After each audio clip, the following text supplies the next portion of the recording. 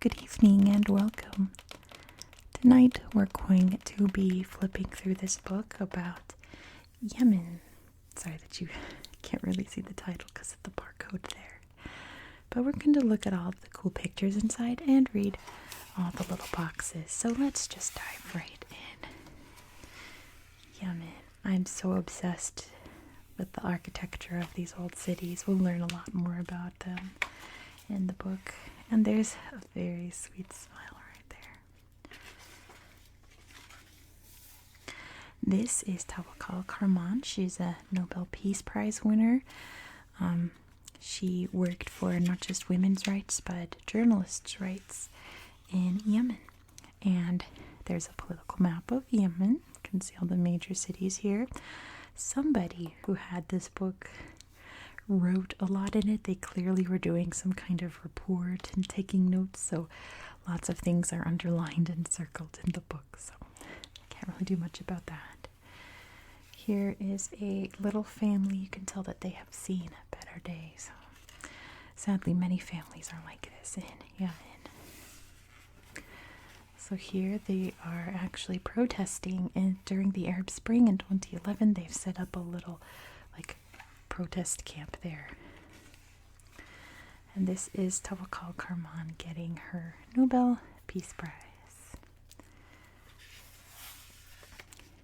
And this is the Houthis, a rebel group who are trying to install a new government in Yemen. Look at this very cool old bridge going through the mountains. That's so neat. Here's a physical map of Yemen. You can see all of the mountains here and the coastal plains areas, the various wadis. They don't have rivers, they have wadis, temporary rivers. And don't forget about Socotra down here. This big, beautiful island is part of Yemen. Let's see. Oh, look, this is satellite view of Yemen up here. I guess they're showing you what the Gulf of Aden and everything looks like from way up high above. And here is the beaches of Socotra. Very cool island. Surely we'll talk more about it. Let's read about the city life in Yemen. About 30% of Yemenis live in urban centers. The nation's largest city is the capital of Sana'a, with a population of 2,833,000. Of course, the numbers aren't going to be 100% accurate because this book's about 5-6 years old or so. Aden is home to more than 800,000 people, while Taiz and Al Hudaida each have populations of more than 400,000. According to legend, Noah's Ark was launched from the port of Aden. Located in southwestern Yemen along the Gulf of Aden, this ancient city was the capital of the People's Democratic Republic of Yemen, or South Yemen, before Yemen became a united country in 1990.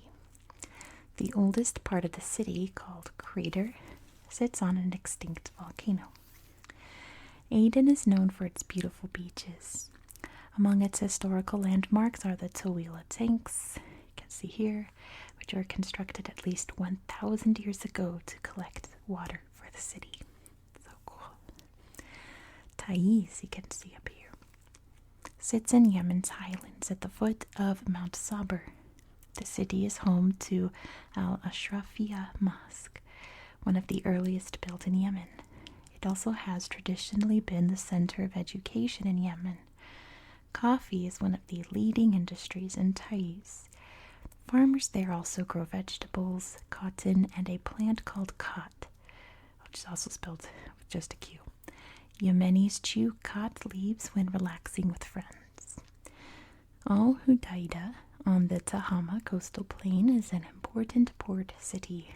Its large fish market sells everything from the sea, from shrimp to shark meat. The city is a popular vacation spot for Yemenis, and visitors enjoy strolling through its many parks and along its seaside walkway. Oh boy. Let's see this guy standing very pensively there on the coast while these fishermen go out. And here is a sandstorm blowing through the capital city, making things very dusty and very hard to see and breathe. This person's having a lot of fun driving around the sand dunes in the Rub al Khali. Let's read about water worries. With each passing year, Yemen comes closer and closer to depleting one of its most important resources, fresh water. Demand for water has grown with Yemen's population. Between 1960 and 2015, the number of Yemenis has jumped from 5 million to 26 million. To feed a population this size, Yemeni farmers can no longer rely on just rainwater to irrigate their fields. For decades, they have tapped into groundwater, but this source of water is almost gone. Beginning in the 1980s, international organizations such as the World Bank promoted agricultural development in Yemen that encouraged farmers to grow vegetables and citrus fruit for export. These crops needed a lot of water. As this plan failed, many farmers began growing more and more khat, you can see here, to make up for their lost income. The roots of the khat shrub are very deep and thirsty. Today, about 40% of all fresh water available in Yemen is used to grow this crop. The water shortage is already responsible for some of the violence that is tearing the country apart. Some groups in rural areas, for instance, routinely fight over water sources. The terrorist group Al-Qaeda in the Arabian Peninsula also exploits people's fears of not having enough water to drink. The group often finds new recruits by giving them water or teaching them how to build a well. Here's some of the beautiful green valleys and landscapes of Yemen. And this says, a land of giants. Legend holds that Wadi Hadramaut was once home to giants. They were very wealthy and built beautiful cities, but they angered God for not thanking him for their good fortune. God punished them by unleashing a sandstorm and an army of enormous ants that tore the giants apart limb by limb. Look at this beautiful bird. It says it's an Egyptian vulture. Really, really neat. Oh gosh. There's a scorpion on the next page. I apologize if that really bothers you because, ooh, this guy looks nasty. That looks painful. Here's some beautiful acacia trees and no more scorpion. We are on to read about a Yemeni delicacy. Bees in the region of Wadi Da'an in the central part of the country produce one of the most prized taste treats in the world. I think it means tasty treats in the world. Yemeni honey. These bees feed on the flowers of the cedar tree, also known as Christ's thorn tree, because the crown of thorns worn by Jesus in the Bible was supposedly made from this type of tree. Because of the bees' diet, their honey is extremely rich and flavorful. Sought out by connoisseurs of fine foods, it often sells for as much as 100 times the cost of regular honey. And there's the big oopie-goopie honey there.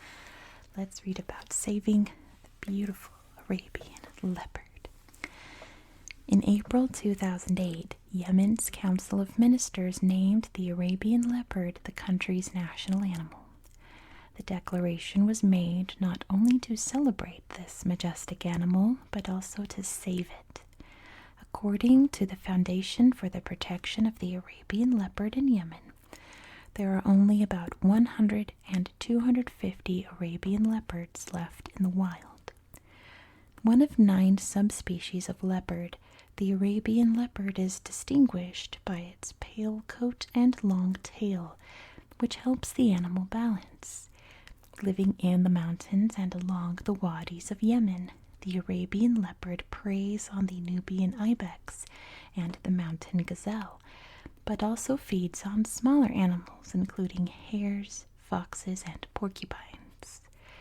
By making the Arabian leopard a symbol of national pride, the Yemeni government hoped to protect the animal from its two greatest threats: animal herders, who sometimes shoot leopards when the large cats feed on their livestock, and trappers, who capture them to sell to collectors of exotic wild animals. Ew. Sorry, he's got a bunch of locusts here. Terrible for your crops. Look at this guy, though. Let's read about the veiled chameleon. Look at this tail. Amazing. The veiled chameleon is a favorite pet of reptile lovers. Native to Yemen and Saudi Arabia, the chameleon is a light green color when it is young, but as it matures, its body becomes covered with brilliant green, gold, and blue bands. Like other chameleons, it changes color to blend into its surroundings. In a tree or a bush, the veiled chameleon is invisible to the insects on which it feeds. Its eyes move independently from each other. Sitting still, it can easily spy nearby prey. With its long, sticky tongue, it can capture an insect and snap it into its mouth in seconds. The veil that gives the animal its name is a helmet-like crest on its head. Sloping downward, it collects drops of rain that slide directly into the reptile's mouth. This smart little guy. These are some of the amazing trees on Socotra. And look at this landscape. What an incredible little island. Here's another look at this super cool tree. Like, what even is this? It looks like a huge piece of ginger. And here goes the Socotran chameleon walking along the desert ground there. And we've got the very cool dragon's blood tree.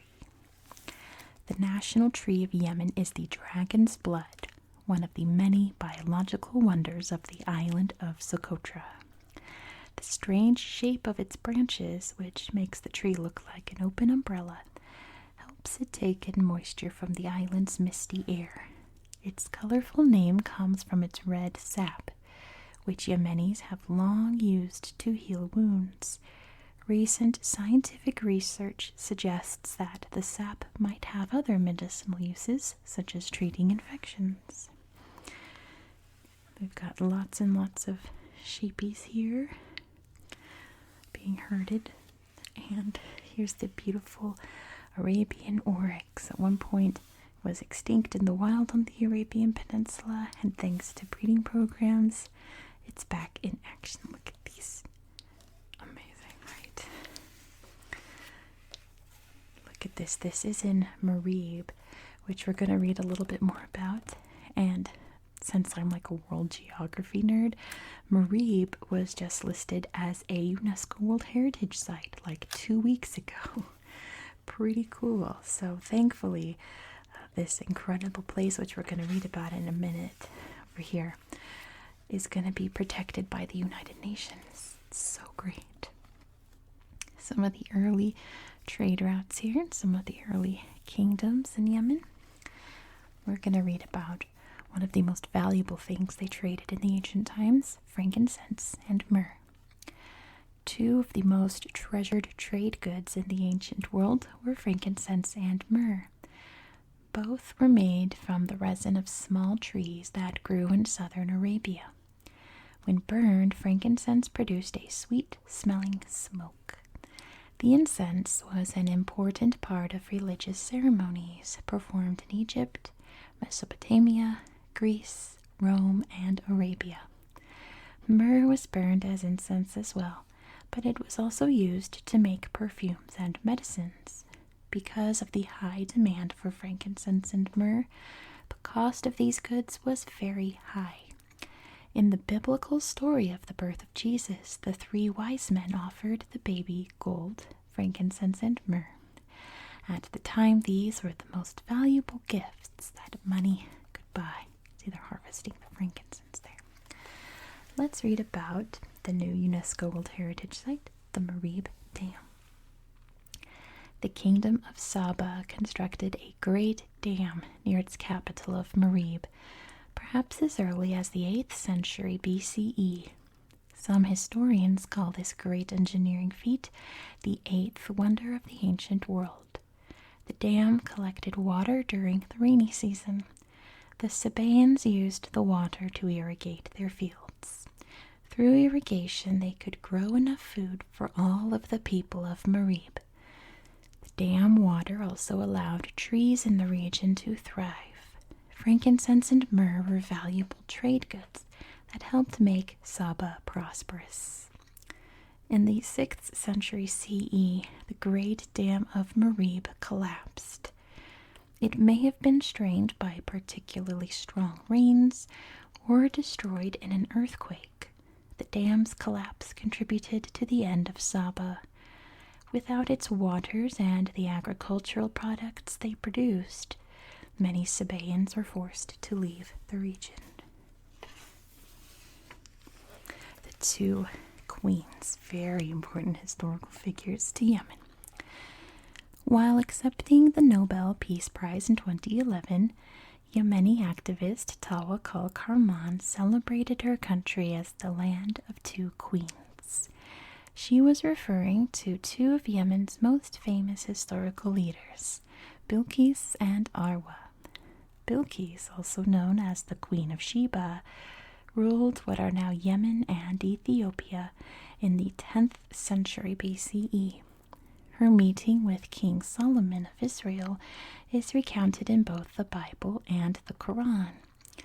In the Quran, she travels to Solomon's palace, where he persuades her to worship one God. Born in 1045 CE, Arwa ruled southern Arabia for more than 50 years. The queen was known for her generosity and for her knowledge of poetry and the Quran.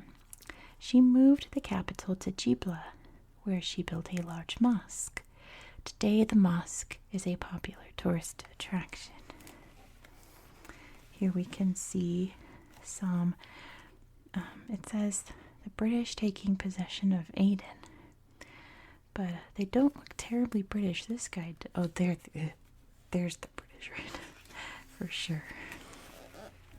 Colonial Yemen, so you could see this part was controlled by the Ottoman Empire. This part was British protectorates, and all of this was independent. Let's read about Dar al-Hajar. In the 1930s, Imam Yahya had a summer palace built outside the city of Sana'a. Called the Dar al-Hajar, this brown house decorated with white latticework sits on top of a high rock overlooking the fertile Wadi Dar. Because of this, it is sometimes called the Rock Palace. With its dramatic architecture, Dar al-Hajar has become a symbol of Yemen. And here's Imam Yahya with a very sweet, innocent-looking son. Doesn't yet have that crazy look in his eye from his father. But not a great guy, historically. And here is Muhammad al-Badr. Left. Okay, this is Muhammad al-Badr. Leading some revolutions, and then these guys are celebrating the overthrow of Muhammad al-Badr. And here's the result of all that chaos. This was the Yemen Arab Republic, or North Yemen, and this was the People's Democratic Republic of Yemen, or South Yemen. This is Aden in 1972, when it was a communist state. And here are some children all lined up. It says they're the young pioneers who were trained by the Soviets to be good communists. And they're definitely all very uniform. But that was not to last, as both Yemens would join, as you can see by these two figures here. Very excited to join together to one country. But sadly, that was not to last. One of the reasons was that Saudi Arabia expelled all the Yemenis living in that country. So, huge influx of people. This is President Saleh, who was president during most of the 1990s and early 2000s. Let's read about the mosque he built, the Saleh Mosque. The Saleh Mosque, named after President Ali Abdullah Saleh, opened in Sana'a in 2008. The mosque has become one of Yemen's most famous attractions. It is the largest mosque in the country, with a main hall that can hold 45,000 worshippers. Its 6 minarets are each more than 328 feet tall, which is taller than a 30-story building. That puts it into perspective. These towers rise so high in the air that they are equipped with lights to warn passing airplanes of their presence. Take a look at that. The mosque also features lush carpets, stained glass windows, and crystal chandeliers. The only mosque in Yemen that is open to non-Muslims, the Saleh Mosque is popular with foreign tourists. Many Yemenis also enjoy visiting the grounds and having picnics in the nearby flower gardens. Since the 2011 revolution, however, the mosque has become controversial. Many people have criticized former President Ali Abdullah Saleh for spending lavishly on its construction, while most Yemenis live in poverty. During the revolution, activists started calling the building the People's Mosque because they did not want the landmark to stand as a tribute to Saleh and his regime. This was an unfortunate terrorist attack on the USS Cole, an American military ship. Let's see. This is in Tahrir Square during the Arab Spring protests. It's not going very well, is it? This is another former president. And these are, let's see. It's always good to check which group this is because there's quite a few in Yemen. Yemeni soldiers who supported the Houthis, which is like a rebel separatist group, demanding that the national government be replaced. It's all very convoluted politically. This is the House of Representatives in Sana'a. Currently, the Houthis are in control of Sana'a, so I'm sure it doesn't look quite like this anymore, but there is some kind of government happening there right now. Let's read about Yemen's flag. The flag of Yemen features 3 horizontal bands, red on top, white in the middle, and black on the bottom. It was adopted in 1990 when North Yemen and South Yemen came together to form the Republic of Yemen. The red band stands for the blood shed during these struggles. The white band symbolizes the bright future all wanted for the new united Yemen. The black band represents the nation's history of conflict. Still very relevant today. Lots of bloodshed, lots of hope, and lots of conflicts. This is Saleh in his younger years in the 80s. Let's read about the national anthem. Sorry, I was laughing because he looks super... I've never seen a picture of him in younger years. Anyway, the music for the national anthem of Yemen, United Republic, was written by Yemeni singer and musician Ayub Tarish. The melody was paired with a patriotic poem written by Abdullah Abdul Wahab Naman, who, like Tarish, was a native of the city of Taiz. The lyrics celebrate Yemen's heroes and its independence from the control of foreign countries. The song had been the anthem of the People's Democratic Republic of Yemen and was adopted as the anthem of the whole country when the 2 parts of Yemen united in 1990. Look at this, anti-government protesters during the Arab Spring. That is massive. What a movement. And there is former President Hadi. But yeah, during days when things were kind of looking up, not so much anymore. Let's take a look at the capital. Located in Yemen's western highlands, Sana'a is the fastest growing capital city in the world. Its population now tops 2.8 million. It is also one of the world's oldest cities, having been inhabited for some 2,500 years. Sana'a means fortified place. A high stone wall surrounds the oldest part of the city. This area is known for its tower houses, you can see right here, which are so beautiful. These old houses, 6 to 8 stories tall, have been called the first skyscrapers. They are made of stone and clay brick. Residents of Sana'a buy food and other goods at the Souk al-Mil, a huge open-air marketplace. The city is also the site of the Great Mosque, which has a library that contains the largest collection of Islamic manuscripts in Yemen. The government is a major employer in Sana'a. The city is also a center of trade. Look how widespread it is, and you can see the old walls here, the old city around the souk. And let's see, that's the de facto leader of Sana'a, Mohammed Ali al-Houthi. They've got some things to sell you. Well, we got peanuts, raisins, and other things. A resources map. You can see whoever had this book last was showing where they're exported, I suppose. But you can see lots of oil and lots of farming as well. And here's some of that farming in action. This donkey. Let's read about growing cod. Increasingly, the most important crop grown in Yemen is cod.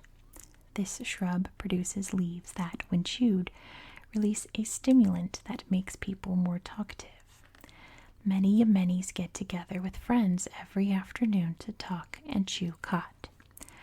Demand for cod is high.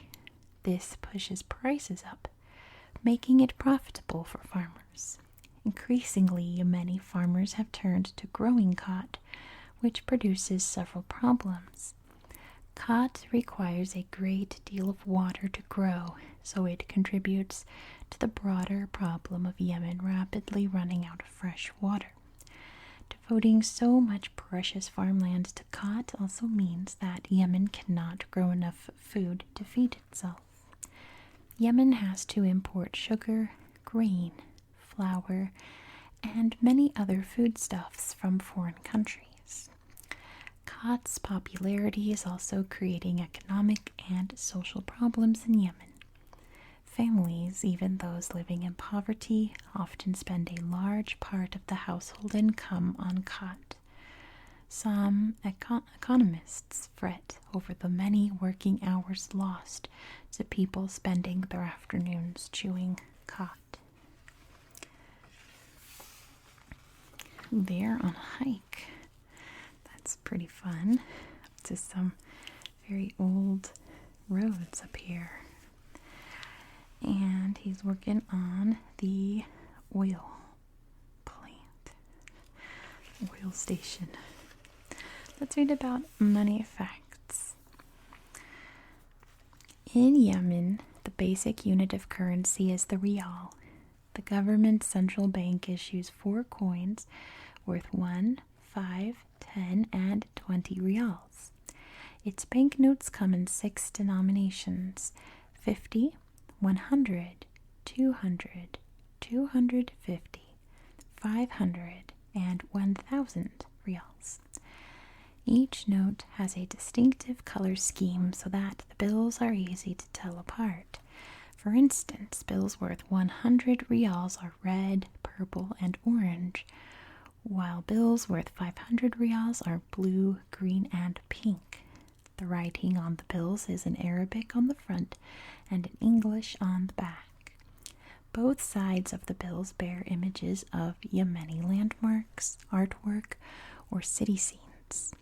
The landmarks pictured include the Salah Mosque on the 250 rials, Dar al-Hajar on the 500, and the Bab al-Yaman gate on the wall surrounding Old Sana on the 1000 bill. In 2015, 10 reals equaled 5 US cents, and 1 US dollar was worth 250 Yemeni reals. Looks like they're carrying some much needed water. Very important, like we talked about before. These kids are about to drop the hottest rap album of the decade. Look at these sweet little faces. If you can't tell, I think children are the best. Children are so wonderful. Here's a population density map. You can see mostly around the coasts here in the big cities, not so much in the sandy desert, which makes a lot of sense. Let's read about the Aqdam. The lowest class in Yemen is composed of the Aqdam, or servants. They call themselves al-Muhammashin. Al-Muhammashin, or marginalized people, because they are confined to the margins of Yemeni society. The origins of the Aqdam are uncertain, but many believe that they are the descendants of Ethiopians who invaded present-day Yemen some 1,500 years ago. Today, fellow Yemenis treat the Aqdam with disdain. The Aqdam are not allowed to rent or buy homes. Instead, they are forced to live in shacks and filthy slums outside cities, particularly Sana'a. No one will hire them to work jobs that pay a decent rate. To survive, they beg, sweep streets, and sift through mounds of garbage looking for scraps of metal they can sell. With no access to education and health care, they suffer from malnutrition and disease. 1 out of every 9 Aqdam babies dies in infancy. Some Aqdam are overwhelmed by hopelessness, sure nothing will ever change their lot in life, but others have taken to the streets to protest their treatment. No longer willing to live on the margins, they demand to have the same rights that are extended to all other Yemenis. It sounds kind of like the Romani in Europe, but like way worse. Let's read about women in Yemen. Look at that, working hard in school. Here we go. According to an old Yemeni proverb, a girl leaves the house only twice, to her husband and to her grave. Although women have more freedom in modern Yemen than ever before, social and legal traditions still place restrictions on where they can go and what they can do. For instance, women cannot travel, enroll in school, or marry without the permission of their father or their brother. Their access to education is limited, particularly in northern Yemen. As a result, less than half of Yemeni women can read and write. Women also often have little say in their choice of husband, as their marriages are usually arranged by their parents. Girls can legally be married off at any age. 1 in 4 brides is under the age of 15. Some are as young as 8. Wow. Seeing child brides as an important social problem in Yemeni society, activists are now working to set the legal minimum age for marriages at 18. Let's read about beautiful Arabic writing. Arabic is spoken by 221 million people around the world as a first language. Arabic is written using a 28-letter alphabet. The letters are written and read from right to left. Arabic script is cursive, meaning that each letter is joined to the next. Because the flow of the letters creates beautiful shapes, calligraphy is an important art form throughout the Arabic world. Let's see if I can embarrass myself trying to pronounce some Arabic words. We have Assalamu alaikum, which means hello. Ma'al salama, which means goodbye. Tisba al khair, which means good night to a man. And Tisbishi al khair, which means good night to a woman. Fursa Saida, pleased to meet you. Kif al-hal, how are you? Kif al-ila, how is your family? Baraka al-habik, thank you. And Afwan, you're welcome. If anyone speaks Arabic out there, let me know how I did. And he is reading the newspaper. Looks like a lot is happening there in the news. And these are immigrants from Somalia and living in Yemen. It's time for prayer. Everyone's dressed for the occasion, right? And they're learning about the Quran here. Awesome. And let's see. Oh, he is kissing the tomb of Zayd bin Ali, who is the creator of the Sayyidi sect of Islam. This is a gorgeous minaret. That's so. The architecture in the old parts of Yemen are just so stunning. Look at that Quran. It's massive. And he's got giant prayer beads to help him read this giant Quran.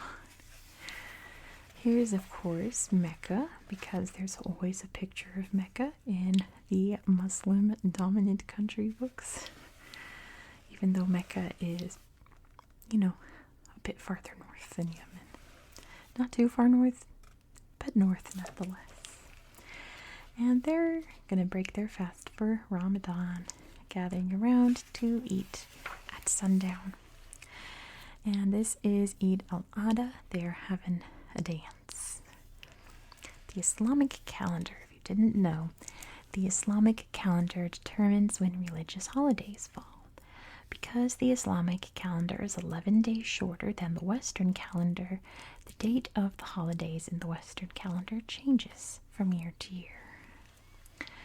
And they're about to have a big old meal here. What's happening?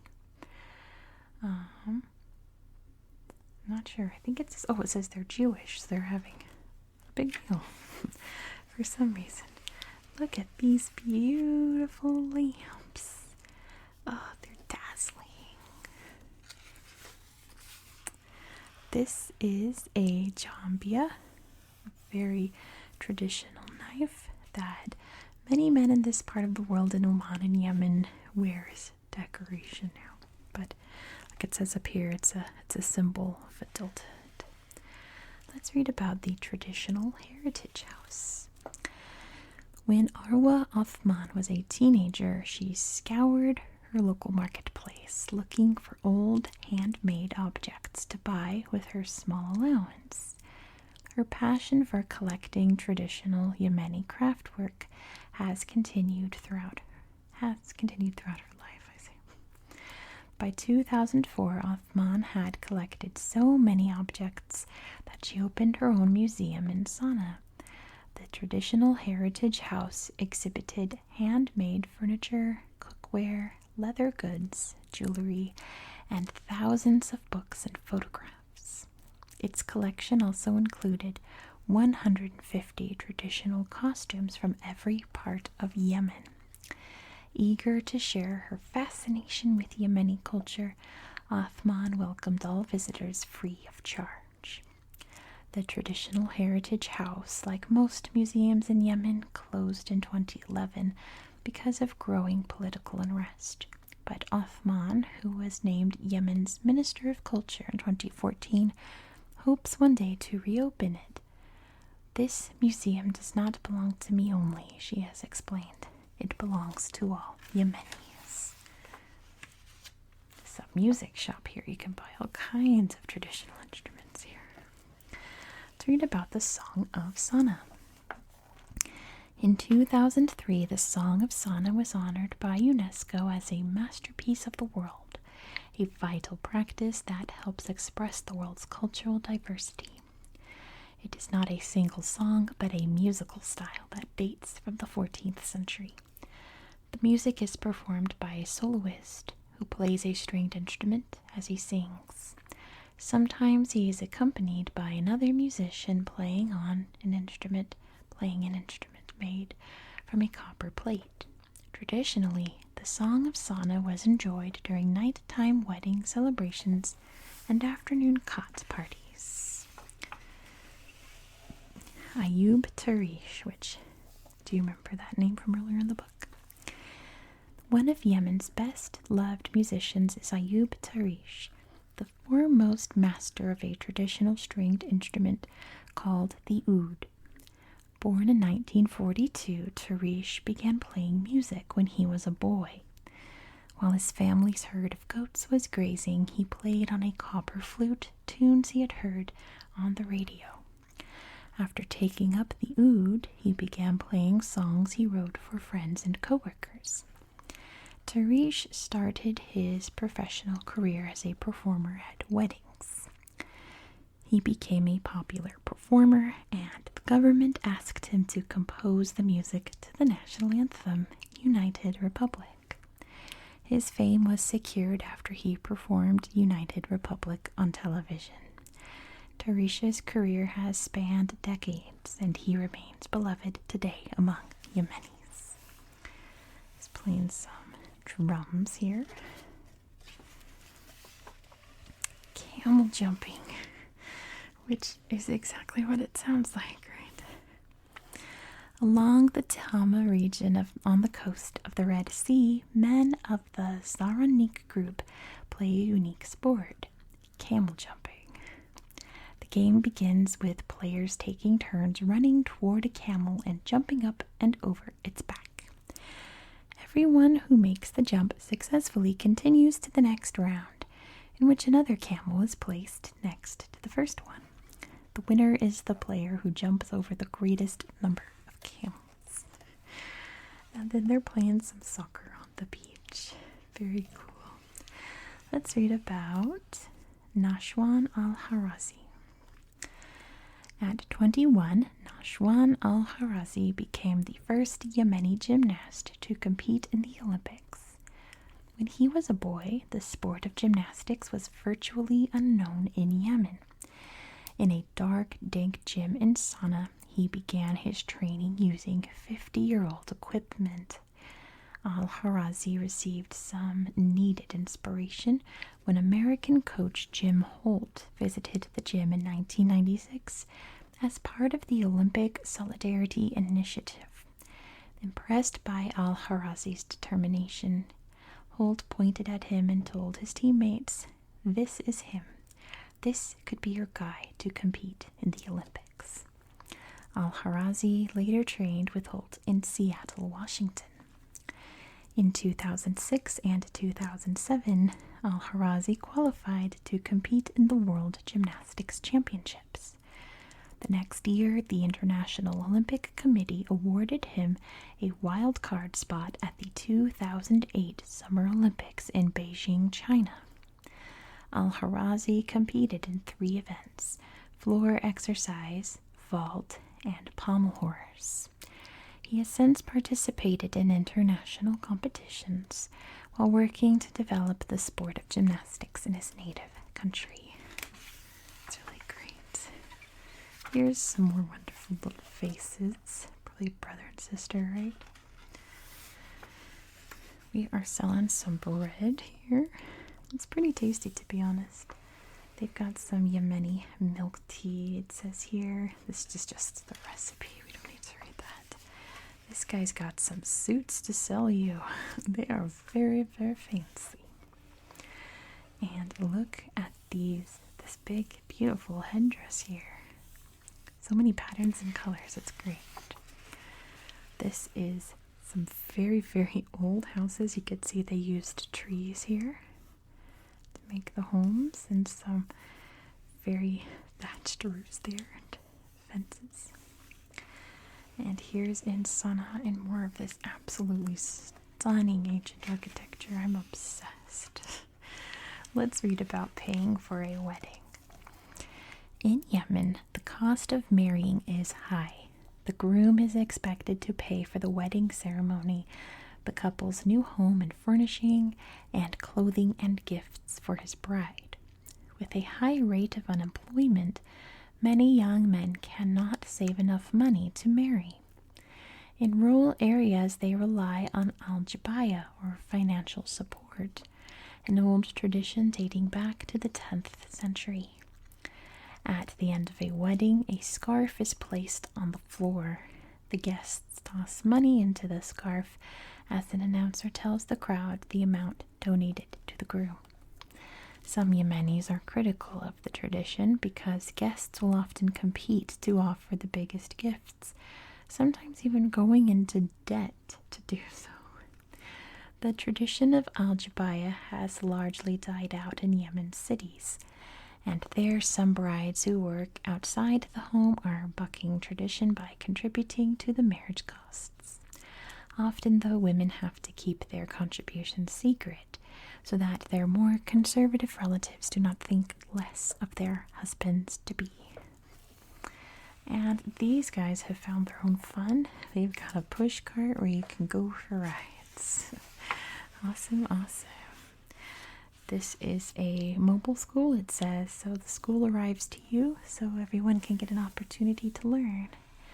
And there's some more fantastic faces full of joy right there.